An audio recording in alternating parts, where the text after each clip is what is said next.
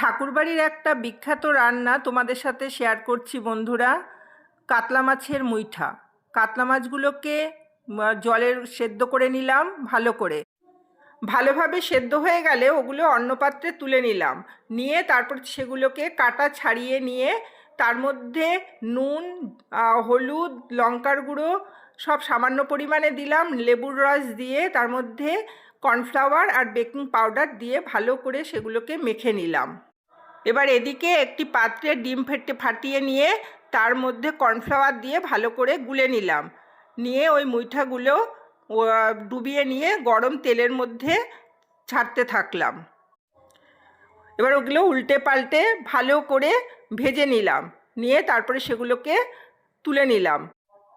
এবার অন্যদিকে মিক্সারে কাঁচা লঙ্কা, আদা আর পেঁয়াজ দিয়ে সেটা পেস্ট করে নিলাম। আর এদিকে আরও তেল দিয়ে তার মধ্যে গোটা গরম মশলা আর লঙ্কা আর তেজপাতা দিয়ে তার মধ্যে পেঁয়াজ কুচনো দিলাম। দিয়ে ভালো করে নাড়াচাড়া করে তার মধ্যে টমেটোগুলো ছেড়ে দিলাম। দিয়ে ওটা নাড়াচাড়া করে তার মধ্যে দিয়ে দিলাম পেস্টগুলো।